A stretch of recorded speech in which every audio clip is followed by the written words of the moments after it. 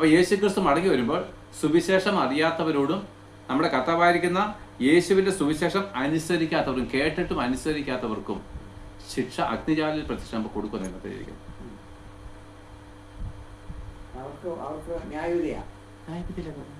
കാരണം ഈ റോമാലേഖനം ഒരു വചനമുണ്ട്.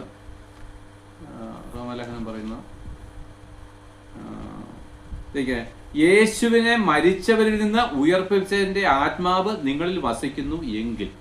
അപ്പം യേശുവിനെ മരിച്ചവരിൽ നിന്ന് ഉയർപ്പിച്ചത് ദൈവാത്മാവില്ല, പരിശുദ്ധാത്മാവില്ല അല്ലേ? അവൻ ചെയ്ത നല്ല പ്രവൃത്തി അല്ലെ, പരിശുദ്ധാത്മാവ് അവനുള്ളത് കൊണ്ടാണ് അവൻ ഉയർത്തത്.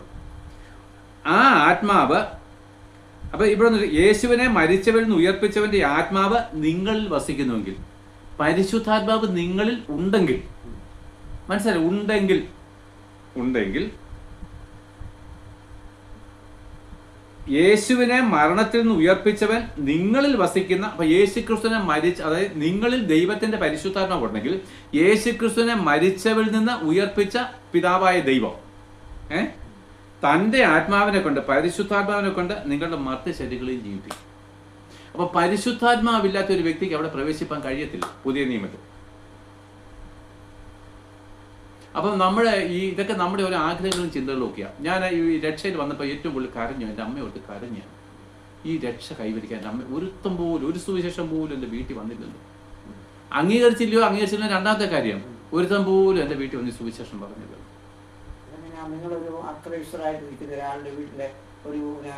അവരോടല്ലേ പറയേണ്ടേ? ഞങ്ങളിപ്പോ പറയുന്നത് അങ്ങനെയുള്ളവരോടല്ലേ. 24 കൊല്ലത്തിന് മുമ്പ് അന്നത്തെ കാലഘട്ടത്തിന്റെ ആ സാഹചര്യത്തില് ഒരു വീട്ടിൽ വന്നിട്ട് പറയാനായിട്ടുള്ള സാഹചര്യങ്ങളും പ്രയാസങ്ങളും ബുദ്ധിമുട്ടുകളും ഇല്ല. 2000 വർഷങ്ങൾക്ക് മുമ്പ് പൗലോസ് കയറി പറഞ്ഞില്ലേ, അഥേനയില് വിഗ്രഹങ്ങൾ നിറഞ്ഞിരിക്കുന്ന അവരുടെ ആ അഥേനയിൽ ചെന്നിട്ട് അവൻ പറഞ്ഞു, നമ്മൾ കഴിഞ്ഞ ആഴ്ച ഇവിടെ വെച്ച് പറഞ്ഞതാ, നിങ്ങൾ പൂജിക്കുന്ന അജ്ഞാത ദേവൻ എന്ന് പറയുന്ന വേദിക്കല്ല് കണ്ടിട്ട് അവൻ ആത്മാവിൽ ചൂട് പിടിച്ചു പറഞ്ഞു, നിങ്ങൾ അജ്ഞാത ദേവൻ എന്ന് പറഞ്ഞ് പൂജിക്കുന്ന ഈ ദേവനെ പറ്റി ഞങ്ങൾ പറയുന്നത്. അപ്പൊ 2000 വർഷം മുമ്പ് പൗലോസും അന്ന് മുതൽ അപ്പോസ്തലന്മാരും ഇത് പറഞ്ഞുകൊണ്ടിരിക്കുകയല്ലേ. നമ്മുടെ ഇവിടുത്തെ ഞാൻ പറയും, ഞാൻ ഈ 2025 പോലും വലിയ അയോധ്യയിലൊക്കെ വലിയ ദേവാലയങ്ങളും ഉണ്ട്. അതിന് ഞാൻ ചോദിക്കട്ടെ, ലക്ഷക്കണക്കിന് കോടിക്കണക്കിന് ആൾക്കാർ പിന്നെ സുവിശേഷം കേട്ടുകൊണ്ടിരിക്കല്ലേ ഇപ്പം. കാരണം യേശുക്രിസ്തു പറഞ്ഞു, സകല സൃഷ്ടികളിലും സുവിശേഷം അറിയും, അപ്പോൾ അവസാനം വരും. എല്ലാവരും സുവിശേഷം അറിഞ്ഞുകൊണ്ടിരിക്കുക. ഈ സോഷ്യൽ മീഡിയയിൽ കൂടെ ഞാൻ പറയും, എൻ്റെ ഇതുപോലും പേര് ഡെയിലി ശരാശരി 10,000 പേര് കാണുന്നുണ്ട്. അതിനകത്ത് ഹിന്ദുക്കളുണ്ട്, മുസ്ലിങ്ങളുണ്ട്, പെന്തക്കോസ്തുകാരുണ്ട്, മർത്തോമ കത്തോലിക്കരൊക്കെ ഉണ്ട്, എല്ലാ വിഭാഗങ്ങളുണ്ട്. അപ്പൊ നോക്കി നമുക്ക് കിട്ടാവുന്ന ഏത് മീഡിയയിലും വെച്ച് സുവിശേഷം അറിയിച്ചുകൊണ്ടിരിക്കുക ഇപ്പം.